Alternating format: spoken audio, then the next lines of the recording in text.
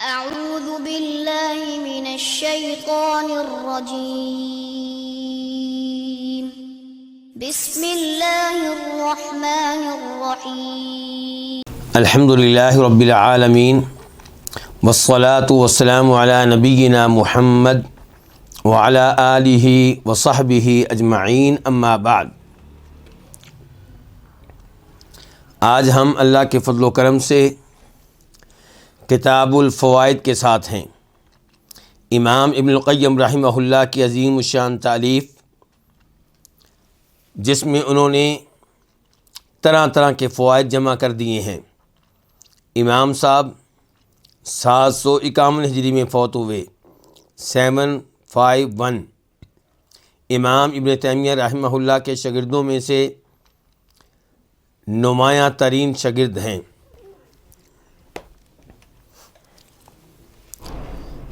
جو موضوع گزشتہ ہفتے ہم نے شروع کیا تھا، اس کا تعلق تھا ابو بکر صدیق رضی اللہ عنہ سے، کہ نبی علیہ الصلوۃ والسلام کے ساتھ ہجرت کے سفر میں وہ آپ کی مدد کرتے رہے، آپ کے ساتھ ساتھ رہے، آپ کے ساتھ تعاون کرتے رہے۔ وہی موضوع آج جاری رہے گا، اور وہ ایڈیشن کتاب کا جو میرے پاس ہے، جس کے محقق ہیں شیخ محمد عزیر شمس رحمہ اللہ، اس کے اعتبار سے آج کا صفحہ نمبر ہے 103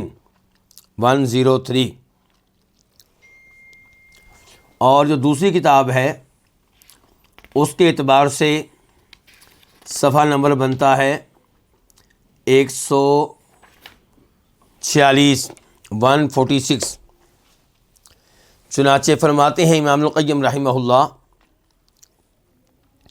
فَهُوَ خَيْرٌ مِّن مُؤْمِنِ آلِ فرعون۔ ابو بکر صدیق رضی اللہ عنہ کی شان بیان کی جا رہی ہے، ان کا مقام و مرتبہ وعدے کر رہے ہیں امام ابن القیم رحمہ اللہ، اور کہتے ہیں کہ وہ آل فرعون کے مومن سے افضل ہیں۔ کون افضل ہیں؟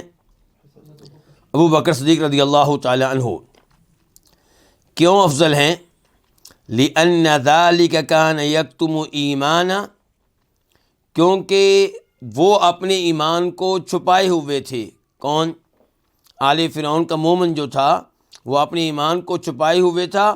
وَالصِّدِّيقُ أَعْلَنَ بِهِ، اور صدیق نے اپنے ایمان کو ظاہر کیا۔ انہوں نے سب کے سامنے وعدے کیا کہ میں ایمان لا چکا ہوں محمد پہ صلی اللہ علیہ وسلم۔ تاکہ ہم اس بات کو سمجھ سکیں، اس لیے جاننا پڑے گا کہ یہ مومن آل فرعون، اس سے مراد کون سا شخص ہے؟ یہ وہ عظیم انسان ہے جس کا تذکرہ قرآن میں آیا ہے۔ سورہ غافر میں آیت نمبر 28 اللہ تعالیٰ فرماتے ہیں: وَقَالَ رَجُلٌ مُؤْمِنٌ مِّنْ آلِ فِرْعَوْنَ يَكْتُمُ إِيمَانَهُ أَتَقْتُلُونَ رَجُلًا أَن يَقُولَ رَبِّيَ اللَّهُ وَقَدْ جَاءَكُم بِالْبَيِّنَاتِ مِن رَبِّكُمْ، کہ جب فرعون نے موسیٰ علیہ السلام کو دھمکیاں دینی شروع کر دیں، قتل کی دھمکی، کہا وقال فرعون ذرونی اقتل موسیٰ ولیدع ربہ، فرعون کہتا ہے کہ مجھے آپ لوگ اجازت دیں، میں موسیٰ کو قتل کروں گا۔ نعوذ باللہ من ذلک۔ انی اخاف ان یبدل دینکم، کیونکہ اگر موسیٰ کو میں نے قتل نہ کیا تو مجھے خدشہ یہ ہے کہ تمہارے دین کو تبدیل کر دے گا یا زمین میں فساد برپا کرے گا۔ تو موسیٰ علیہ السلام نے آگے سے کیا کہا تھا؟ وقال موسیٰ انی عذت بربی وربکم من کل متکبر لا یؤمن بیوم الحساب، کہ ہر اس متکبر سے بچنے کے لیے جس کا آخرت پہ ایمان نہیں ہے، میں اپنے آپ کو اللہ کی پناہ میں دیتا ہوں۔ تو موسیٰ علیہ السلام نے اللہ کی پناہ مانگی تو اللہ پھر اپنے بندوں کی کیسے حفاظت کرتا ہے. اللہ نے فرعون کے خاندان سے ایک آدمی کو اٹھایا، بنی اسرائیل میں سے نہیں، فرعون کے خاندان میں سے. اس نے کلمہ حق کہا. کیا کہا؟ اللہ تعالیٰ فرماتے ہیں وقال رجل مؤمن من آل فرعون، فرعون کے خاندان میں سے، اس کی آل میں سے ایک مومن بندے نے کہا جو اپنے ایمان کو چھپائے ہوئے تھا. اتقتلون رجلا ان یقول ربی اللہ، تم ایک آدمی کو صرف اس جرم کی وجہ سے قتل کرنا چاہتے ہو کہ وہ یہ اعلان کرتا ہے کہ میرا رب ایک اللہ ہے. وقد جاءکم بالبینات من ربکم، اور اپنے موقف کے حق میں وہ اپنے رب کی طرف سے واضح دلائل بھی پیش کر چکا ہے. کلمہ حق کہا ہے فرعون کے دربار میں، بہت بڑی بات ہے، لیکن اس آدمی نے بہرحال اپنے ایمان کو چھپایا ہوا تھا.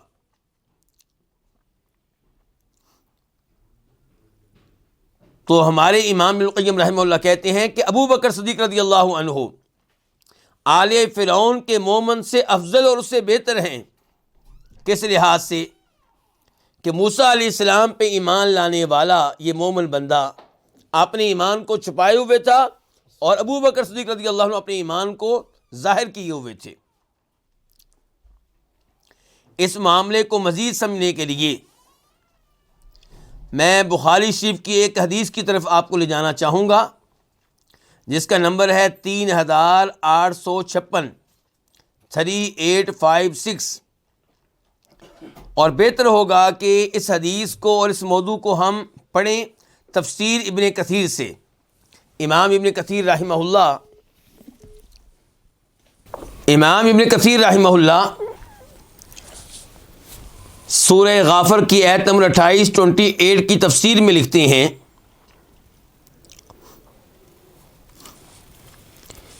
اس آدمی کی تعریف کرتے ہوئے جس نے فرعون کے دربار میں کلمہ حق کہا اور موسیٰ علیہ السلام کا دفاع کیا. اس کی تعریفیں کرنے کے بعد، اس کا مقام و مرتبہ بیان کرنے کے بعد کہتے ہیں امام ابن کثیر رحمہ اللہ ولا اعظم من هذه الكلمة عند فرعون وهي قوله اتقتلون رجلا ان يقول ربي اللہ، کہ اس نے فرعون کے دربار میں یہ جو الفاظ کہے تھے کہ تم ایک آدمی کو صرف اس لیے قتل کر رہے ہو کہ وہ کہتا ہے کہ میرا رب اللہ ہے، اس سے بڑا کلمہ حق کوئی نہیں ہوگا. کہتے اللہم الا ما رواہ البخاری فی صحیحہ، لیکن جس حدیث کو امام بخاری نے اپنی صحیح میں روایت کیا ہے اس میں جو کلمہ حق آیا ہے وہ اس سے بھی افضل ہے. کیا تفصیل ہے اس کی؟ اس کی تفصیل یہ ہے کہ عروہ بن زبیر کہتے ہیں، فقہائے سبع میں سے عروہ بن زبیر بن عوام مشہور و معروف صحابی ہیں، ان کے بیٹے ہیں، لیکن یہ صحابی نہیں، یہ تابعی ہیں. ان کے بھائی عبداللہ بن زبیر صحابی تھے. تو عروہ کہتے ہیں قلت لعبداللہ ابن عمرو بن العاص، میں نے جناب عبداللہ بن عمرو بن عاص رضی اللہ عنہما سے کہا اخبرنی باشد شیء صنعہ المشرکون برسول اللہ صلی اللہ علیہ وسلم، مجھے بتائیے کہ مشرکین مکہ نے نبی علیہ الصلوۃ والسلام کے خلاف جو سب سے بری حرکت کی تھی، سب سے سخت تکلیف جو آپ کو دی تھی، وہ کون سی تھی مجھے بتائیں. یہ کون سوال کر رہے ہیں جی؟ عروہ بن زبیر کس سے؟ عبداللہ بن عمرو بن عاص سے. قال، تو فرمانے لگے عبداللہ بن عمرو بن عاص بینا رسول اللہ صلی اللہ علیہ وسلم یصلی بفناء الکعبہ، جب نبی علیہ الصلوۃ والسلام ایک بار کعبہ کے سین میں نماز پڑھ رہے تھے، اذ اقبل عقبۃ بن ابی معیط، تو عقبہ بن ابی معیط آیا کافر، فاخذ بمنکب رسول اللہ صلی اللہ علیہ وسلم، اور نبی علیہ السلام کے کندھوں کو پکڑ لیا، ولوا ثوبہ فی عنقی، اور اپنی چادر آپ کی گردن میں دے دی، آپ کی گردن کو چادر سے مروڑنے لگا، فخنقہ خنقا شدیدا، آپ کے گلے کو گھونٹنے لگا، فاقبل ابو بکر رضی اللہ عنہ، تو ابو بکر تشریف لائے، فأخذ بمنکبہ، تو انہوں نے عقبہ کے کندھے کو پکڑا، کافر کے کندھے کو پکڑا، ودفعہ عن النبی صلی اللہ علیہ وسلم، اور اس کو نبی علیہ السلام سے پرے دھکیل دیا، ہٹا دیا، دور کر دیا۔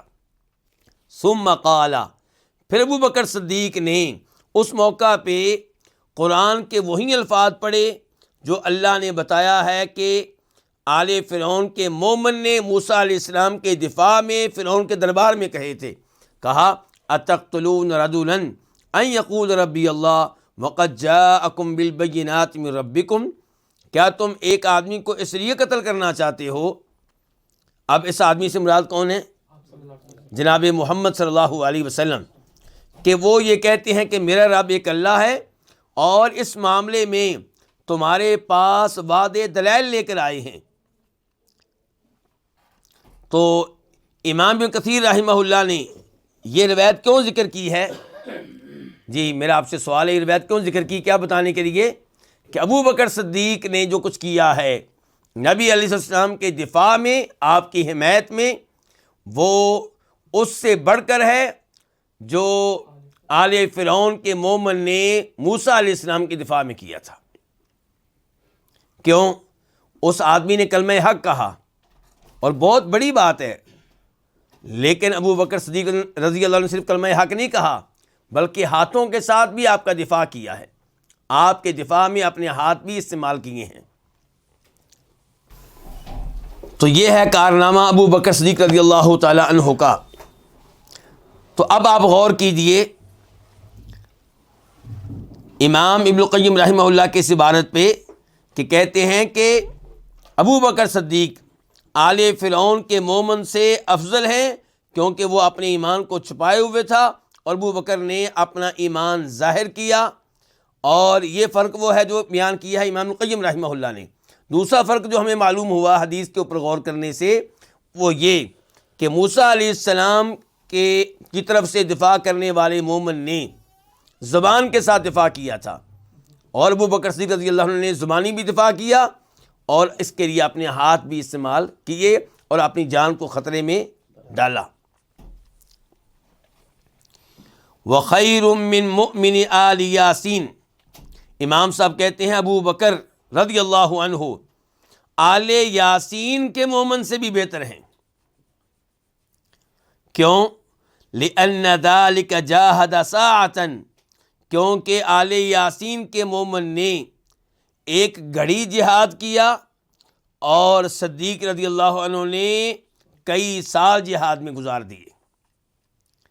ابو بکر صدیق نے رضی اللہ عنہ آپ کا دفاع کتنے سال کیا ہے؟ 23 سال، 23 زندگی کا ایک عرصہ ہے۔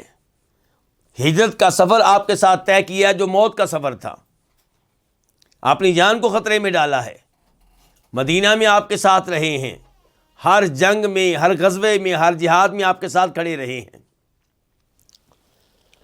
جب کہ اس اللہ کے بندے نے جس کا تذکرہ سورہ یاسین میں آیا ہے، ایک گھڑی جہاد کیا ہے، وہ کیا معاملہ ہے اس کو بھی دیکھ لیں۔ سورہ یاسین آیت نمبر 20 میں اس کا تذکرہ شروع ہوتا ہے، لیکن اس سے پہلے پس منظر جاننا پڑے گا۔ سورہ یاسین کی آیت نمبر 13 میں اللہ تعالیٰ فرماتے ہیں وَاضْرِبْ لَهُمْ مَثَلًا أَصْحَابَ الْقَرْيَةِ إِذْ جَاءَهَا الْمُرْسَلُونَ، کہ اے نبی علیہ الصلوۃ والسلام، اہل مکہ جو آپ کی تکذیب کر رہے ہیں، آپ پہ ایمان لانے کے لیے تیار نہیں ہیں، آپ کی مخالفت کر رہے ہیں، آپ ان کے لیے ایک بستی والوں کی، ایک شہر والوں کی مثال بیان کریں، شاید یہ عبرت حاصل کر لیں کہ جب اس بستی والوں کے پاس اللہ کی طرف سے بھیجے ہوئے رسول آئے، تفصیل کیا ہے؟ فرمایا اذ ارسلنا الیہم اثنین، ہم نے پہلے ان کی طرف کتنے رسول بھیجے؟ 2۔ فکذبوہما، انہوں نے ان رسولوں کی تکذیب کی، ان پہ ایمان لانے سے انکار کیا اور ان کو جھوٹا قرار دیا۔ فعززنا بثالث، ہم نے ان کی مدد کی، انہیں قوت دی تیسرے رسول کو بھیج کر۔ فقالوا انا الیکم مرسلون، تو ان رسولوں نے کہا اپنی قوم سے کہ ہم تمہاری طرف رسول بن کر آئے ہیں۔ اچھا، وہ رسول کس کے تھے؟ اللہ تعالیٰ کے۔ یہ میں اس لیے کہہ رہا ہوں کیونکہ کئی مفسرین نے لکھا ہے وہ اللہ تعالیٰ کی طرف سے رسول نہیں تھے، وہ عیسیٰ علیہ السلام کی طرف سے رسول تھے، اور عیسیٰ علیہ السلام اللہ کی طرف سے تھے۔ گویا کہ علماء تھے جن کو کس نے بھیجا؟ عیسیٰ علیہ السلام نے۔ تو رسول ہوئے، قاصد ہوئے کس کی طرف سے؟ عیسیٰ علیہ السلام کی طرف سے۔ لیکن صحیح بات یہ ہے انشاءاللہ کہ وہ اللہ کی طرف سے رسول تھے، کیونکہ آگے کیا کہہ رہے ہیں؟ قالوا ما انتم الا بشر مثلنا، ان کی قوم نے کہا ہم تمہیں رسول کیسے مان لیں، تم ہماری طرح کے بشر ہو۔ جب اللہ کی طرف سے رسول ہوں گے تو قوم یہ کہے گی، اور اگر عیسیٰ علیہ السلام کی طرف سے رسول ہوں تو قوم یہ نہیں کہے گی کہ تم ہماری طرح کے بشر ہو۔ یہ بات واضح ہے نا؟ اور کہنے لگی ان کی قوم وما انزل الرحمن من شیء، رحمان نے کچھ نازل نہیں کیا، ان انتم الا تکذبون، تم لوگ جھوٹ بولتے ہو۔ قالوا ربنا یعلم انا الیکم لمرسلون، یہ رسول کہنے لگے اللہ جانتا ہے کہ ہم تمہاری طرف رسول بنا کر بھیجے گئے ہیں، وما علینا الا البلاغ المبین، ہمارے ذمے اللہ کا پیغام پہنچا دینا ہے، تم ایمان لاتے ہو یا نہیں لاتے ہو یہ ہم سے سوال نہیں ہوگا۔ قالوا انا تطیرنا بکم، انہوں نے کہا کہ ہم تمہیں منحوس جانتے ہیں، تمہارے آنے کے بعد ہمارے اوپر مصیبتیں آ رہی ہیں، قحط سالی میں مبتلا ہو گئے ہیں، یہ ہو گیا وہ ہو گیا ہے۔ لئن لم تنتہوا لنرجمنکم، اگر تم تینوں باز نہ آئے ہم پتھر مار مار کے تمہیں ختم کر دیں گے۔ وَلَيَمَسَّنَّكُم مِّنَّا عَذَابٌ أَلِيمٌ، اور تمہیں ہماری طرف سے دردناک عذاب کا سامنا کرنا پڑے گا۔ قالوا طائرکم معکم، رسولوں نے کہا نحوست تمہاری طرف سے نہیں ہے، نحوست تمہاری طرف سے ہے، تمہارا کفر کرنا ہمارے ساتھ، اور تم لوگوں کا شرک کرنا، تم لوگوں کا گناہ کرنا، اللہ کی طرف رجوع نہ کرنا، یہ نحوست ہے۔ مصیبتیں آتی ہیں گناہوں کی وجہ سے، نحوست ہماری ذات میں نہیں ہے، نحوست تمہارے گناہوں میں ہے۔ اَإِن ذُكِّرْتُمْ، کیا تمہیں نصیحت کی گئی ہے تو اس کے بدلے میں ایمان لانے کی بجائے، شکریہ ادا کرنے کی بجائے تم ہمیں دھمکیاں دیتے ہو اور ہمیں منحوس کہتے ہو؟ بل انتم قوم مسرفون، بلکہ تم ایسے لوگ ہو کہ تم حد سے آگے نکل رہے ہو۔ اب یہاں پہ بھی قتل کی دھمکی آ گئی، ادھر موسیٰ علیہ السلام کو قتل کی دھمکی دی گئی تھی، ادھر ان تین رسولوں کو قتل کی دھمکی دی گئی ہے کہ پتھر مار مار کے ہلاک کر دیں گے۔ اب ان کی حمایت میں بھی اللہ نے ایک بندہ اٹھایا۔ اس میں میرے آپ کے لیے سبق ہے، دین کے لیے مخلص ہو جائیں اللہ مدد کرتا ہے۔ وَجَاءَ مِنْ أَقْصَى الْمَدِينَةِ رَجُلٌ يَسْعَىٰ، یہ وہ مومن ہے جس کا تذکرہ کر رہے ہیں امام ابن القیم رحمہ اللہ، اور کہہ رہے ہیں کہ ابو بکر صدیق جو تھے وہ اس سے افضل ہیں۔ تو یہ آدمی کون ہے؟ کیا کہہ رہا ہے؟ یہ مدینہ کے دور کے کونے سے آیا ہے، یسعا دوڑتا ہوا آیا ہے، اس کو خبر مل گئی ہوگی کہ قتل کرنے لگے ہیں، آ کر کہا یا قوم، یہ میری قوم، اتبعوا المرسلین، ان رسولوں کی بات مان لو، ان کی اتباع کرو، ان کے نقش قدم پہ چلو۔ اتبعوا من لا یسألکم اجرا وہم مہتدون، ان کی پیروی کرو جو تم سے کوئی مال نہیں مانگتے، کوئی اجرت نہیں مانگتے، فری میں تبلیغ کر رہے ہیں، وہم مہتدون، اور یہ ہدایت کے اوپر ہیں۔ وما لی لا اعبد الذی فطرنی والیہ ترجعون، میں اس اللہ کی عبادت کیوں نہ کروں جس نے مجھے پیدا کیا ہے، اور اسی کی طرف تم لوگوں نے بھی پہنچنا ہے، لوٹنا ہے، تمہارا حساب لے گا۔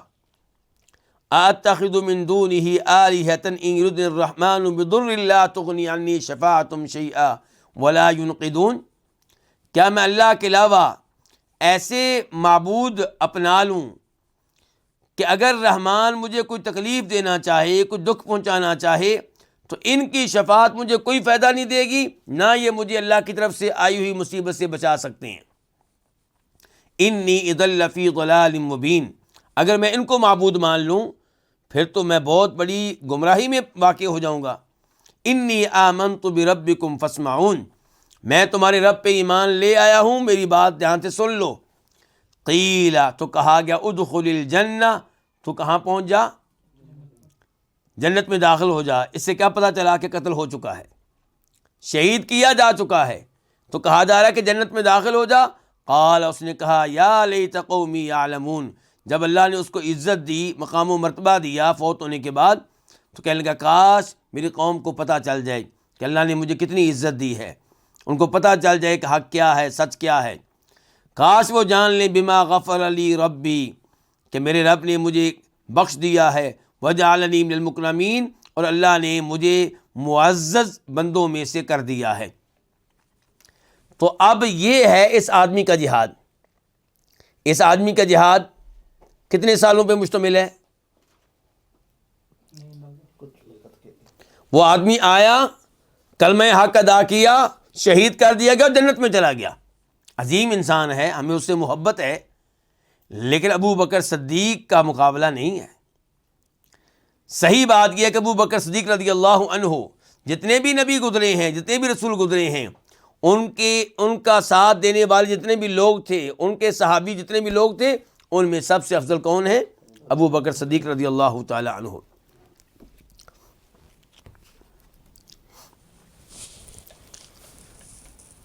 ان دو شخصیات کے ساتھ ابو بکر صدیق کا مقابلہ کرنے کے بعد امام ابن القیم رحمہ اللہ فرماتے ہیں عاین طائر الفاقۃ یحوم حول حب الایثار ویصیح من ذا الذی یقرض اللہ قرضا حسنا. عاین، دیکھا، کس نے؟ ابو بکر صدیق نے رضی اللہ عنہ. طائر الفاقہ، فقر و فاقہ کے پرندے کو دیکھا. یحوم، وہ منڈلا رہا ہے، گھوم رہا ہے. حول حب الایثار، دوسروں کو اپنے پہ ترجیح دیے جانے کے دانوں کے ارد گرد. دوسروں کو اپنے اوپر ترجیح دینی چاہیے.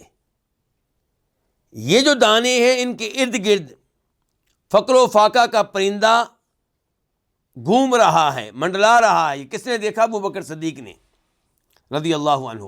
وَيَصِيحُ، اور وہ پرندہ چیخ چیخ کر کہہ رہا ہے من ذا الذی یقرض اللہ قرضا حسنا، کون ہے جو اللہ کو قرض حسنا دے، اللہ کی راہ میں مال خرچ کرے، اللہ کی راہ میں صدقہ دے. سورہ بقرہ آیت نمبر 245 to 45. فَأَلْقَى لَهُ حَبَّ الْمَالِ عَلَى رَوْضِ الرِّضَا. تو ابو بکر صدیق رضی اللہ عنہ نے اس پرندے کے لیے اپنے مال کے دانوں کو پھینک دیا. پھینکا کس جگہ پہ؟ علی روض الرضا، رضا کی سرسبز زمین پہ، رضامندی کی سرسبز زمین پہ انہوں نے اپنے مال کے دانے ڈال دیے، پھینک دیے. واستلقى على فراش الفقر، اور خود فقیری کے بستر پہ چت لیٹ گئے. کہنا کیا چاہتے ہیں امام ابن القیم رحمہ اللہ؟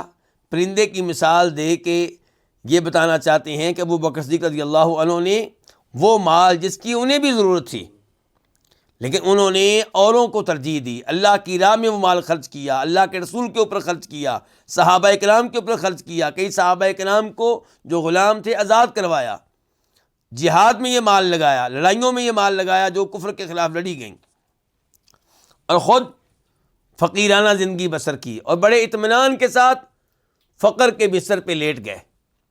مالدار ہونے کے باوجود وہ مال قربان کر دیا اور فقر کے بستر پہ لیٹ گئے. فَنَقَلَ الطَّائِرُ الْحَبَّ إِلَى حَوْصَلَةِ الْمُضَاعَفَةِ. مشکل الفاظ ہیں. حوصلہ پوٹے کو کہتے ہیں. مراد کیا ہے؟ پرندے کی گردن کے نیچے لگی ہوئی وہ تھیلی جہاں وہ اپنی خوراک کو جمع کرتا ہے، اور پھر یہ خوراک وہاں سے آگے جسم میں آہستہ آہستہ جاتی رہتی ہے. تو وہ کیا ہو گیا پھر؟ ایک بینک ہو گیا نا، ایک بینک ہو گیا. اور یہ پوٹا پرندوں کے لیے ایسے ہی ہے جیسے انسانوں کے لیے میدا ہے. تو کہتے ہیں پرندے نے ان دانوں کو شفٹ کر دیا الی حوصلۃ المضاعفہ. مضاعفہ کس کو کہتے ہیں؟ کسی چیز کو بڑھا دینا، کسی چیز میں اضافہ کر دینا، کسی چیز کو کئی گنا کر دینا، تو پرندے نے ان دانوں کو بڑھانے کے پوٹے میں منتقل کر دیا۔ کہنا یہ چاہتے ہیں کہ پرندے نے ان دانوں کو ایسی فیکٹری میں پہنچا دیا جہاں پہ یہ ان دانوں میں کیا ہو رہا تھا؟ اضافہ ہو رہا تھا۔ مثل الذین ينفقون اموالهم فی سبیل اللہ کمثل حبۃ انبتت سبع سنابل فی کل سنبلۃ مئۃ حبۃ، کہ ان لوگوں کی مثال جو اللہ کی راہ میں مال خرچ کرتے ہیں اس دانے کی طرح ہے جس سے 7 بالیاں نکلتی ہیں، اور ہر بالی میں کتنے دانے ہوتے ہیں پھر؟ 100، فی کل سنبلۃ مئۃ حبۃ، تو ایک دانے سے کتنے دانے بن گئے؟ 700 بن گئے نا۔ ایک دانہ زمین میں ڈالا، اس سے 7 بالیاں ملی، اور ہر بالی میں 100 دانے ہیں، تو کتنے ہو گئے؟ 700۔ تو ابو بکر صدیق رضی اللہ عنہ نے اللہ کی راہ میں مال خرچ کیا، اور اس مال کو اٹھایا پرندے نے، فقیر پرندے نے، اور اس کو پہنچا دیا آپ نے اس پوٹے میں جہاں وہ مال بڑھ رہا ہے۔ تو آپ یوں سمجھ سکتے ہیں کہ امام صاحب کہنا چاہتے ہیں کہ پرندے نے ان دانوں کو، اس مال کو ایسی فیکٹری میں پہنچا دیا جہاں وہ بڑھ رہے ہیں، ان میں اضافہ ہو رہا ہے، ایسے بینک میں پہنچا دیا جہاں وہ بڑھ رہے ہیں۔ ثم علا، پھر وہ پرندہ چڑھ گیا، علی افنانی شجرۃ الصدق، سچائی کے درخت کی شاخوں پہ۔ افنان شاخیں، پھر وہ پرندہ چڑھ گیا سچائی کے درخت کی شاخوں پہ، یغرد بفنون المدح، اس حال میں کہ وہ چہچہانے لگا طرح طرح کی تعریفیں کر کے۔ کس کی تعریفیں کر کے؟ ابو بکر صدیق رضی اللہ عنہ کی۔ یہ پرندہ جو ہے سچائی کے درخت کی شاخوں پہ چڑھ گیا، اور ابو بکر صدیق رضی اللہ عنہ کی شان میں طرح طرح کے الفاظ کہہ رہا ہے، طرح طرح کے ترانے پڑھ رہا ہے۔ ثم قام فی محاریب الاسلام، پھر یہ پرندہ کھڑا ہو گیا اسلام کے محرابوں میں،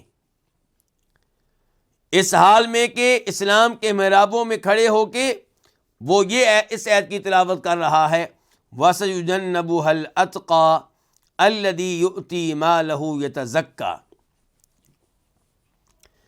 یہ ہے آیت نمبر 17 اور 18، 17 اور 18۔ آیت نمبر 14 میں 14 میں اللہ نے کہا ہے فَأَنذَرْتُكُمْ نَارًا تَلَظَّىٰ، کہ میں نے تمہیں خبردار کر دیا ہے اس آگ کے بارے میں جو شعلے مار رہی ہوگی، جو بھڑک رہی ہوگی۔ اس آگ کا تذکرہ ہوا، اس جہنم کا تذکرہ ہوا۔ اس کے بعد ابو بکر صدیق رضی اللہ عنہ کے بارے میں اللہ تعالیٰ کہہ رہے ہیں وَسَيُجَنَّبُهَا الْأَتْقَى، جو سب سے بڑھ کر متقی انسان ہے، سب سے بڑھ کر پرہیزگار انسان ہے، اسے اس آگ سے دور رکھا جائے گا۔ یہ کون سب سے متقی انسان ہے؟ الذی یؤتی مالہ، جو اپنا مال دیتا ہے، یتزکا، اس حال میں کہ وہ پاک رہنا چاہتا ہے، گناہوں سے صاف رہنا چاہتا ہے، اپنے آپ کو گناہوں میں آلودہ نہیں رکھنا چاہتا۔ تو یہ ہے ابو بکر صدیق رضی اللہ تعالیٰ عنہ، ان کا اللہ کی راہ میں مال خرچ کرنا، اور ان کے مال خرچ کرنے کی وجہ سے ائمہ کرام مساجد کے محرابوں میں کھڑے ہو کے ان آیتوں کی تلاوت کرتے ہیں، اور خطیب حضرات اور دیگر لوگ ممبر پہ کھڑے ہو کے اس آیت کی تلاوت کرتے ہیں، جس میں شان بیان ہوئی ہے ابو بکر صدیق رضی اللہ تعالیٰ عنہ کی کہ انہیں جہنم کی آگ سے اللہ تعالیٰ محفوظ رکھیں گے۔ اور یہ آیت ویسے تو باقی لوگوں کے لیے بھی ہے، لیکن سب سے پہلے اس میں داخل ہونے والے کون ہیں؟ ابو بکر صدیق رضی اللہ تعالیٰ عنہ۔ اس کے بعد فرماتے ہیں امام صاحب نطقت بفضلہ الآیات والاخبار، ابو بکر صدیق کی شان بیان کی ہے مختلف آیتوں نے اور مختلف احادیث نے۔ الاخبار سے مراد کیا؟ احادیث۔ وَاجْتَمَعَ عَلَى بَيْعَتِهِ الْمُهَاجِرُونَ وَالْأَنصَارِ.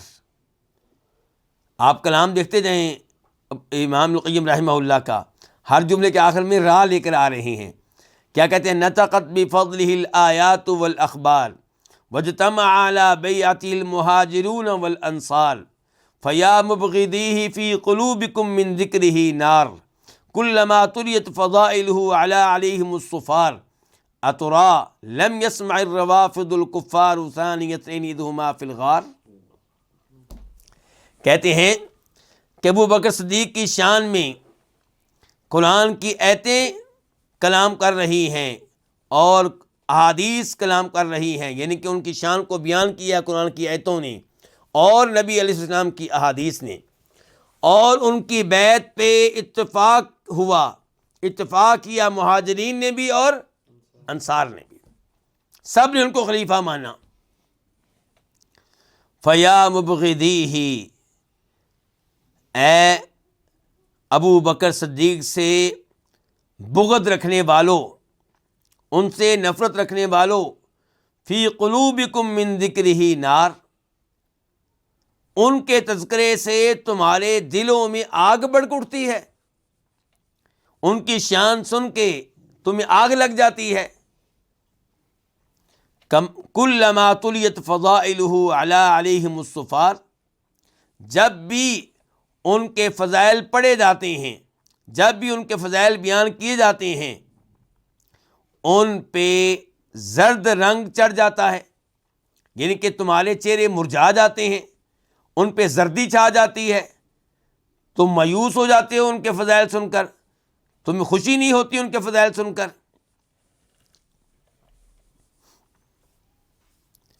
اترا لم یسمع الروافض الکفار،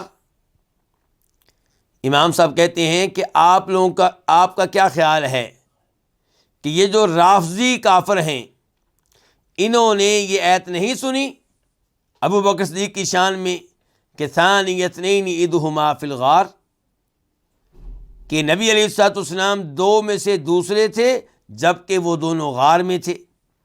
سورہ توبہ آیت نمبر 40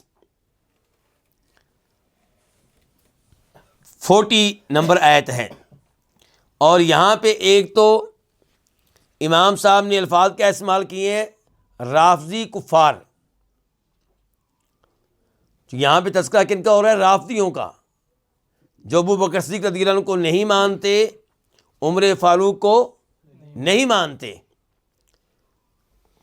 ان کو نہیں ماننے والے کافر کیسے ہو گئے؟ کیونکہ جب ان کی شان قرآن بیان کرتا ہے اور ان کے بارے میں خوشخبریاں دیتے ہیں نبی علیہ الصلوۃ والسلام، ان کا نام لے کے انہیں جنتی قرار دیتے ہیں، اور لوگ انہیں مسلمان ماننے کے لیے تیار نہ ہوں، انہیں کافر اور مرتد قرار دیں، انہیں جہنمی قرار دیں، تو ظاہر ہے کہ پھر یہ قرآن کا انکار ہے، یہ نبی علیہ السلام کی احادیث کا انکار ہے. اور جو قرآن کی آیتوں کا انکار کرے اور آپ علیہ السلام کی احادیث کا انکار کرے، وہ کافر ٹھہرے گا. یعنی کہ آپ اس صحابی کا انکار کریں جن کا نام لے کر نبی علیہ السلام نے مقام و مرتبہ بیان کیا، جنت میں جانے کا تذکرہ کیا، تو ظاہر ہے پھر کفر ہوگا. اگر کوئی عام صحابی ہو، ان کی آپ گستاخی کریں، چلیں ہم اس کو کفر تو نہیں کہیں گے، اسے گناہ کہا جائے گا، فسق و فجور کہا جائے گا، ایسے آدمی کو مجرم قرار دیا جائے گا. اور اگر مسلمان جج ہوں تو انہیں چاہیے کہ ایسے آدمی کو پکڑیں اور اسے عبرتناک سزا دیں. لیکن ابو بکر صدیق کا انکار، امہات المؤمنین کا انکار، عمر فاروق کا انکار، تو یہ معاملہ کفر تک پہنچتا ہے. اگرچہ ہم نام لے کر کسی کو کافر قرار دینے کے قائل نہیں ہیں، لیکن عام معاملہ ایسے ہی ہے. اور یہ گفتگو کن کے بارے میں ہو رہی ہے؟ رافضیوں کے بارے میں. جہاں تک آیت کا تعلق ہے تو آیت یہ وہی ہے کہ الا تنصروہ فقد نصرہ اللہ، کہ اے لوگو اگر تم نبی علیہ الصلوۃ والسلام کا ساتھ نہیں دو گے، آپ کی مدد نہیں کرو گے، تو نبی علیہ الصلوۃ والسلام کی مدد اللہ نے پہلے بھی کی تھی، آئندہ بھی کرے گا. اللہ نے کی تھی کب؟ اذ اخرجہ الذین کفروا، جب کافروں نے نبی علیہ الصلوۃ والسلام کو مکہ سے نکال دیا تھا، ان کے نکلنے پہ مجبور کر دیا تھا، پھر کیا ہوا؟ یہ دو تھے، دو میں سے دوسرے کون تھے؟ نبی علیہ الصلوۃ والسلام، اور پہلے کون تھے؟ ابو بکر صدیق رضی اللہ تعالیٰ عنہ۔ اذ ہما فی الغار، جب یہ دونوں غار میں تھے۔ کون سے غار میں؟ غار ثور میں۔ اذ یقول لصاحبہ، جب نبی علیہ السلام کہہ رہے تھے لصاحبہ، اپنے ساتھی سے۔ ابو بکر صدیق کی صحابیت کا اعلان کون کر رہا ہے؟ قرآن۔ اذ یقول لصاحبہ، جب ابو بکر اپنے صحابی سے کہہ رہے تھے، اپنے ساتھی سے کہہ رہے تھے، ابو بکر سے کہہ رہے تھے، لا تحزن، ابو بکر ٹینشن نہ لو، غم نہ کرو، ان اللہ معنا، بے شک اللہ تعالی ہم دونوں کے ساتھ ہے۔ ہوا کیا تھا؟ پہلے اس موضوع پہ گفتگو ہو چکی ہے کہ وہ غار ثور کے دہانے پہ پہنچ گئے تھے، یہاں تک ابو بکر صدیق رضی اللہ عنہ ان کو دیکھ رہے تھے اور کہنے لگے اللہ کے رسول اگر یہ لوگ ذرا بھی نیچے دیکھیں گے، اپنے پاؤں کی طرف ہی دیکھ لیں گے تو ان کی نگاہ ہمارے اوپر بھی پڑ جائے گی۔ اور ابو بکر صدیق کو پریشانی کس کی تھی؟ اللہ کے رسول علیہ السلام کی، ان کو اپنی پریشانی نہیں تھی۔ اپنی پریشانی ہوتی تو ہجرت کا سفر آپ کے ساتھ نہ کرتے، اس سفر میں آپ کو تنہا چھوڑ دیتے، گائیڈ جو ملا تھا اس کے ساتھ آپ کا معاہدہ کرا دیتے کہ اللہ کے رسول یہ گائیڈ ہے، اس کو پیسے میں نے دے دیے ہیں، یہ آپ کو مدینہ میں پہنچا دے گا اور میں بھی آ رہا ہوں، بس آپ چلیں۔ لیکن نہیں، ابو بکر صدیق رضی اللہ عنہ آپ کے ساتھ رہے ہیں اور اس سفر میں آپ کی خدمت کا اعزاز حاصل کیا ہے، بار بار آپ کی خدمت کی ہے۔ کبھی ان کے گھر سے کھانا آ رہا ہے، کبھی ان کے گھر سے بکریاں آ رہی ہیں تاکہ وہ تازہ دودھ پی سکیں، اور کبھی راستے میں آرام کرنے کی ضرورت پیش آتی ہے تو نبی علیہ السلام کے لیے ابو بکر صدیق چادر بچھاتے ہیں تاکہ آپ لیٹ سکیں، نیند پوری کر سکیں، خود دودھ کی تلاش میں نکل جاتے ہیں، کھانے پینے کی چیز کوئی مل جائے اس تلاش میں نکل جاتے ہیں، آپ کے لیے دودھ لے کر آتے ہیں، دودھ آپ کو پلاتے ہیں۔ ایسی خدمت کا اعزاز انہوں نے سفر میں بار بار حاصل کیا ہے۔ ہجرت کا سفر لے لیں، باقی سب چھوڑ دیں، یہی کافی ہے ابو بکر صدیق کی شان بیان کرنے کے لیے اور ان کی شان کو معلوم کرنے کے لیے۔ دعی الی الاسلام، ابو بکر صدیق کو اسلام کی دعوت دی گئی۔ دعوت کس نے دی؟ نبی علیہ السلام نے۔ فما تلعثم ولا ابا، اللہ اکبر۔ تلعثم، ابو بکر صدیق نے کوئی توقف نہیں کیا، کوئی تردد نہیں کیا، کوئی تاخیر نہیں کی، ولا ابا، اور نہ کوئی انکار کیا، یعنی کہ فوراً ایمان لے آئے، فوراً اسلام قبول کیا۔ یہ ہے ابو بکر صدیق رضی اللہ تعالی عنہ۔ وسار علی المحجہ فما ضل ولا کبا، اور چلے ابو بکر صدیق علی المحجہ، صراط مستقیم پہ، وعدے راستے پہ، فما ضل، چنانچہ وہ پھسلے نہیں، ولا کبا، اور نہ انہوں نے کوئی ٹھوکر کھائی، صراط مستقیم پہ لگے رہے ہیں، واضح طور پہ، یقین کے ساتھ، کوئی تردد نہیں تھا ذہن میں، کوئی شک و شبہ نہیں تھا، کوئی ایسا مرہ نہیں آیا کہ کبھی ان کی طرف گئے ہوں یا اس پارٹی کی طرف گئے ہوں، نہیں، صراط مستقیم پہ لگے، آپ کا کلمہ پڑھا، پھر آپ کے بن کر رہ گئے، سب کچھ آپ پہ قربان کر دیا۔ وصبر فی مدتہ من مد العدا علی وقع الشبا، العدا کس کو کہیں گے؟ دشمنی، عداوت۔ عداوت کی مدتوں میں سے اپنی مدت میں صبر کیا، یعنی کہ جب اہل مکہ نے تنگ کیا، پریشان کیا، ٹینشنیں دیں، صبر کا مظاہرہ کیا، دین اسلام کو چھوڑنے کے بارے میں کبھی بھی نہیں سوچا، حتیٰ کہ ایک دفعہ مکہ چھوڑنے کے لیے تیار ہو گئے، یعنی کہ یہ جو ہجرت بعد میں ہوئی ہے اس سے پہلے کی باتیں ہیں۔ مکہ چھوڑ کے جا رہے تھے تو راستے میں ایک آدمی مل گیا اہل مکہ کی طرف سے. اس نے ان سے گفتگو کی اور کہا کہ آپ مکہ میں واپس آئیں. آپ جیسے انسان کا مکہ سے نکلنا یہ اچھی بات نہیں ہے. آپ کی بڑی اچھی صفات ہیں, بڑے اچھے آپ کے اخلاق ہیں, بڑا اچھا آپ کا کردار ہے, میں آپ کو پناہ دیتا ہوں, آپ آئیں مکہ میں رہیں. تو واپس آئے. کہنے کا مطلب یہ کہ نکلنے پہ مجبور ہوئے, تنگ کیا گیا, پریشان کیا گیا. ان کے لیے مکہ کی زمین میں رہ کے اللہ کی عبادت کرنا مشکل ہو گیا تھا, توحید پہ رہنا مشکل ہو گیا تھا, لیکن صبر کیا ہے. علی وقع شبا, شبا کس کو کہتے ہیں؟ شبا کا ایک معنی ہوتا ہے اولے, اور ایک اس کا معنی ہوتا ہے کائی, اور تلوار کی دھار کو بھی شبا کہتے ہیں. تو یہاں پہ کیا مراد ہے؟ یہاں پہ اولے مراد لیے جا سکتے ہیں کہ اولے گرتے رہے ان پہ, لیکن انہوں نے کیا کیا؟ صبر کیا. ان کی تکلیفیں آتی رہیں, پریشانیاں آتی رہیں, انہوں نے صبر سے کام لیا. وَأَكْثَرَ فِي الْإِنفَاقِ, اور بہت زیادہ خرچ کیا اسلام کی راہ میں. نبی علیہ الصلوۃ والسلام کے لیے بہت خرچ کیا. فما قلل, انہوں نے خرچ کرنے میں کوئی کمی نہیں کی. حتی تخلل بالعبا, یہاں تک کہ انہوں نے چوغا یا چغا کہہ لیں وہ پہن لیا, اس میں داخل ہو گئے. یعنی کہ عزت کا چوغا پہن لیا. اللہ کی راہ میں خرچ کرتے کرتے انہیں ایک عظیم مقام و مرتبہ مل گیا. تاللہ لقد زاد علی السبق فی کل دینار دینار ثانی اثنین اذ ہما فی الغار. سب کہتے ہیں ڈھالنے کو. ان کے پرانے زمانے میں کیا ہوتا تھا؟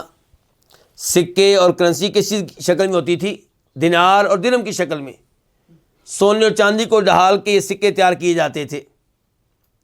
تو دینار جو ہے یہ سونے کا سکہ ہے, تو پگھلایا جاتا, سانچے میں ڈال کر ڈھالا جاتا.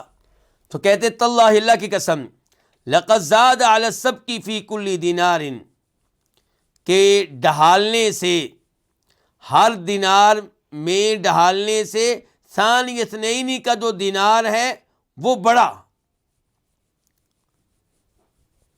یعنی کہ ابو بکر صدیق رضی اللہ عنہ کا جو دینار ہے وہ بڑھتا ہی رہا, اس میں اضافہ ہی ہوتا رہا.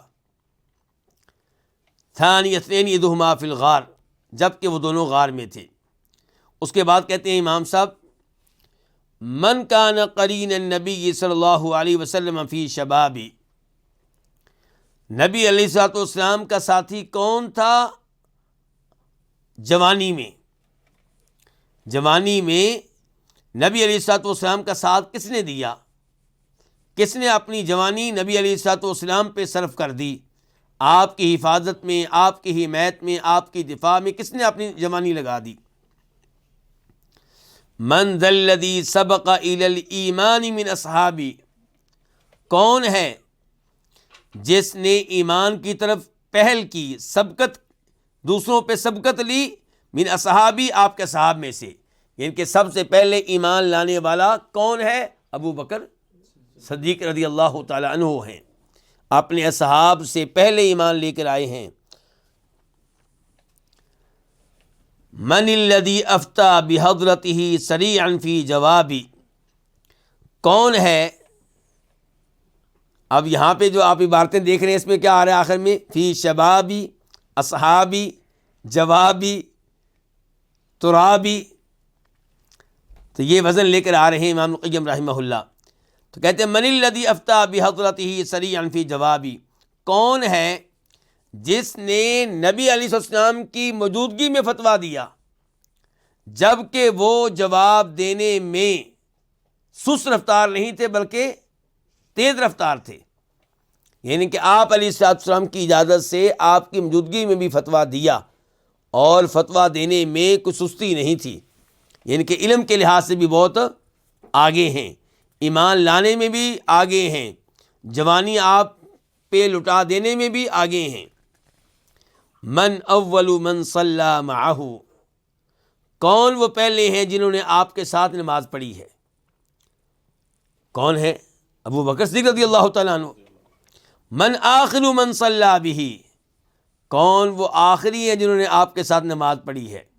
تو ابو بکر صدیق چونکہ سب سے پہلے ایمان لائے ہیں، تو ابتدائی نمازیں انہوں نے پڑھی ہیں اللہ کے رسول کے ساتھ صلی اللہ علیہ وسلم، کیونکہ وہ آپ کے ساتھ جڑے رہے ہیں، آپ کو کبھی چھوڑا نہیں ہے، اور آخری نمازیں بھی انہوں نے آپ کے ساتھ پڑھی ہیں۔ آپ لوگوں کو وہ حدیث یاد ہوگی کہ نبی علیہ الصلوۃ والسلام نے زندگی کے آخری ایام میں ابو بکر صدیق کو مصلی امامت پہ کھڑا کیا تھا۔ عشاء کی نماز کا وقت تھا اور آپ شدید بخار میں مبتلا تھے، اور نماز کی آپ کو بہت ٹینشن اور بڑی فکر تھی۔ آپ ہوش میں آئے تو آپ نے پوچھا کیا لوگوں نے نماز پڑھ لی؟ صلی الناس؟ سیدہ عائشہ وغیرہ نے جواب دیا نہیں اللہ کے رسول صلی اللہ علیہ وسلم، لوگوں نے ابھی تک نماز نہیں پڑھی، وہ تو آپ کا انتظار کر رہے ہیں۔ تو آپ نے حکم دیا کہ مجھے غسل کرایا جائے، میرے اوپر پانی ڈالا جائے۔ تو آپ کے اوپر پانی ڈالا گیا، آپ نے طبیعت میں بہتری محسوس کی، ہلکا پن محسوس کیا اور اٹھے، لیکن پھر آپ بے ہوش ہو گئے۔ ہوش آیا تو پہلا سوال کیا کرتے تھے؟ اصل الناس، کیا لوگوں نے نماز پڑھ لی ہے؟ میری اور آپ کی پہلی ٹینشن کیا ہونی چاہیے توحید کے بعد؟ نماز۔ پھر آپ نے پوچھا تو صحابہ کرام نے بتایا، سیدہ عائشہ وغیرہ نے بتایا کہ نہیں اللہ کے رسول، لوگ تو آپ کا انتظار کر رہے ہیں۔ آپ نے پھر کہا کہ مجھے غسل کرایا جائے، میرے اوپر پانی ڈالا جائے۔ آپ کے اوپر پانی ڈالا گیا، آپ نے پھر طبیعت میں ہلکا پن محسوس کیا، پھر مسجد میں آنے کا عزم کیا، لیکن پھر بھی ہوش ہو گئے۔ تو ایسا 3 بار ہوا ہے۔ پھر آپ نے کہا کہ مرو ابا بکر فلیصلی بالناس، کہ ابو بکر سے کہو کہ وہ لوگوں کو نماز پڑھائیں۔ اب دیکھیں یہاں پہ نبی علیہ السلام نے یہ نہیں کہا کہ عمر سے کہو، عثمان سے کہو، علی سے کہو، نہیں، کس سے کہو؟ ابو بکر سے۔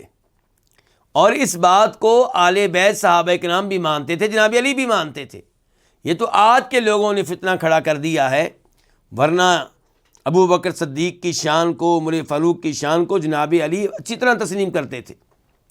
جب عمر فاروق فوت ہونے لگے ہیں تو جناب علی نے کیا کہا ہے؟ آ کے کہنے لگے کہ مجھے امید تھی کہ اللہ تعالیٰ آپ کو اپنے رسول کے ساتھ جگہ دے گا صلی اللہ علیہ وسلم، کیونکہ میں اللہ کے رسول سے سنا کرتا تھا کہ آپ کہا کرتے تھے میں فلاں جگہ پہ گیا اور ابو بکر عمر گئے، میں فلاں جگہ پہ داخل ہوا اور ابو بکر عمر داخل ہوئے، یعنی کہ اللہ کے رسول علیہ السلام اپنے نام کے ساتھ ابو بکر عمر فاروق کا نام لیا کرتے تھے۔ یہ کون کہہ رہے ہیں؟ جناب علی کہہ رہے ہیں۔ آخری نماز بھی انہوں نے پڑھی ہے، مرو ابا بکر فلیصلی بالناس۔ آپ کو بتا چکا ہوں کہ اب نمازیں پڑھانی شروع کر دی ہیں کس نے؟ ابو بکر صدیق رضی اللہ تعالیٰ عنہ نے۔ ایک نماز میں آپ نے اپنی طبیعت میں کچھ بہتری محسوس کی، جبکہ صحابہ کرام نماز پڑھ رہے تھے تو آپ کو مسجد میں لایا گیا۔ 2 آدمیوں نے سہارا دیا ہوا تھا، ایک جانب جناب علی تھے اور دوسری جانب مختلف لوگ تھے، کبھی یہ کبھی وہ، اور ابو بکر صدیق رضی اللہ عنہ نماز پڑھا رہے تھے۔ لوگ سمجھ گئے کہ اللہ کے رسول آ رہے ہیں، انہوں نے ابو بکر صدیق کو خبردار کرنا چاہا تاکہ مصلی امامت چھوڑ دیں۔ تو نبی علیہ السلام نے آپ تشریف لائے، ابو بکر صدیق جو ہے بڑی دھیان سے توجہ سے نماز پڑھ رہے ہیں۔ جب لوگوں نے پیچھے سے بار بار تالیاں بجائیں خبردار کرنے کے لیے، ابو بکر صدیق نے پھر غور کیا تو پھر ان کو سمجھائی کہ اللہ کے رسول تشریف لا رہے ہیں، پیچھے ہٹنا چاہا تو اللہ کے رسول نے ان کو اشارہ کیا کہ پیچھے نہیں ہٹنا، پیچھے نہیں ہٹنا۔ تو پھر نبی علیہ الصلوۃ والسلام نے نماز پڑھائی، جب کہ آپ بیٹھے ہوئے تھے، ابو بکر صدیق آپ کے ساتھ کھڑے تھے۔ اللہ کے رسول آہستہ آواز سے اللہ اکبر کہتے تھے اور ابو بکر اونچی آواز سے اللہ اکبر کہتے تھے، اور سب لوگ اس انداز سے نماز پڑھ رہے تھے۔ تو نبی علیہ الصلوۃ والسلام کے ساتھ جو نماز کسی نے پڑھی ہے، ایک ہے جو نمازیں آپ نے گھر میں جا کے بعد میں پڑھی ہوں گی تنہا، لیکن جو نماز آپ نے کسی کے ساتھ مل کے پڑھی ہے وہ ان نمازوں میں سے جو آخری نماز ہے اس میں بھی آپ کے ساتھ کون تھے؟ ابو بکر صدیق رضی اللہ تعالیٰ عنہ۔ من الذی ضاجعہ بعد الموت فی ترابہ، کون ہے جو آپ کا ہم بستر بنا، آپ کا رفیق بنا، آپ کا ساتھی بنا، مرنے کے بعد فی ترابہ، آپ کی مٹی میں، دنیا میں بھی ساتھ اور قبر میں بھی ساتھ۔ فاعرفوا حق الجار، اس لیے پہچان لو پڑوسی کا حق۔ ابو بکر صدیق پہ تہمتیں نہ لگایا کرو اور ان پہ الزام تراشیاں نہ کیا کرو، ان سے بغض نہ رکھو، ان سے محبت کرو۔ پڑوسی ہیں نبی علیہ الصلوۃ والسلام کے، دنیا میں بھی آپ کے ساتھی تھے اور قبر میں بھی آپ کے ساتھی ہیں اور آخرت میں بھی آپ کے ساتھی ہوں گے۔ یہیں پہ آج کے درس کا اختتام کرتے ہیں، انشاءاللہ باقی حصہ جو ہے آئندہ درس میں مکمل کریں گے۔ وصلی اللہ تعالی علی نبینا محمد وعلی آلہ وصحبہ اجمعین۔